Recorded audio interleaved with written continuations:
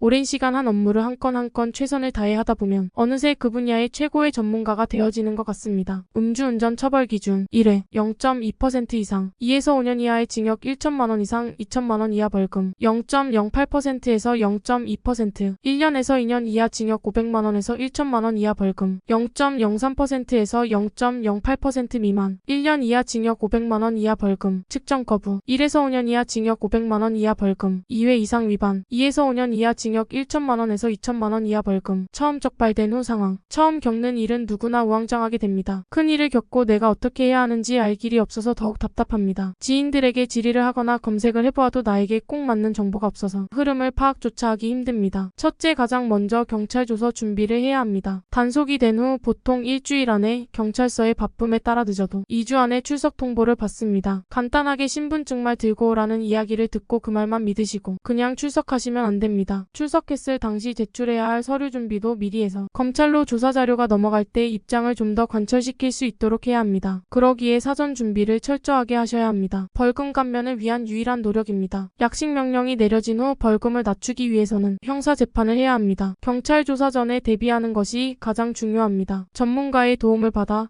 사전 자료 준비부터 시작하는 것이 훨씬 유리합니다. 이런 질문도 주십니다. 음주 단속된 지 몇 달이 지났지만 벌금 고지서가 안 와요. 이 부분을 정확하게 안내드리는 어렵습니다. 통계적으로 보자면 보통 한 달 안에 약식 명령 고지가 나오는데 가끔 늦어지면 2에서 3개월 소요가 됩니다.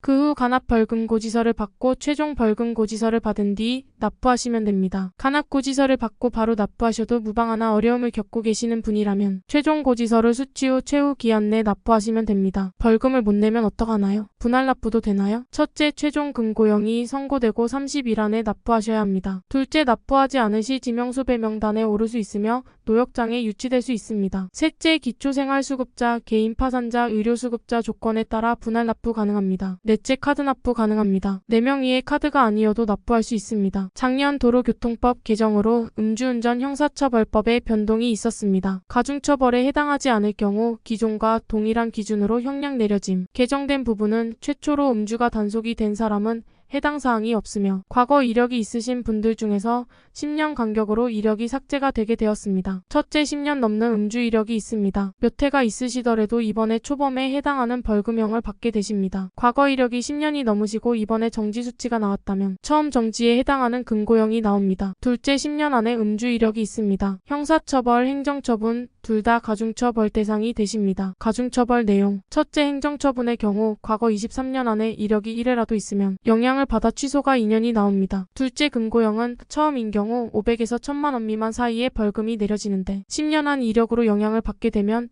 1천만 원에서 2천만 원으로 올라가게 됩니다. 전동 킥보드도 음주 후 운전을 하게 되면 운전면허증이 취소됩니다. 그리고 운전면허증이 있어야 운행할 수 있는 이동수단입니다. 음주 후 전동 킥보드를 운행하면 어떤 처벌이 내려질까요? 형사적 책임은 없고 범칙금 10만 원이 전부입니다. 운전면허증은 자동차와 같이 적용됩니다. 자동차보다는 운전면허 구제율이 높은 편입니다. 운전면허증 구제를 위해서는 현재 이용할 수 있는 제도는 3가지입니다. 이의신청 제기, 살고 계시는 지역의 경찰청에 심의 접수, 운전면허 취소 정지 처분이 개별 기준 불합리하다 인정되는 경우 행정처분 받은 후 과거 5년 이내 음주 이력이 없는 사람, 모범운전자로 처분 당시 3년 이상 교통봉사활동에 종사하고 있는 운전자, 제외 대상, 혈중 알코올 농도 0.12%를 초과하여 운전한 자, 주치운전 중 인적피해 교통사고를 일으킨 운전자, 경찰관의 음주 측정 요구에 불응 또는 도주하거나 단속경찰관을 폭행한 자, 과거 5년 이내에 3호 이상의 인적피해 교통사고 전력이 있는 운전자, 행정심판, 거주지역 상관없이 세종시의 중앙행정심판위원회에서 심의됩니다. 누구나 신청할 수 있지만 모두 다 구제되는 것은 아닙니다. 구제 전문 행정사의 도움이 꼭 필요한 내용입니다. 행정심판 과정, 경찰 조사 후 임시운전 40일짜리를 받음, 40일 안에 취소 결정 통지서 수치, 행정심판 접수, 답변서 받음 진행 과정 중 일부이며 최종 결과는 아닙니다. 최종 결과는 답변서 송달 이후 휴대폰으로 통보, 재결서 일부 인용이 되면 면허 취소에서 110일로 면허 정지로 구제.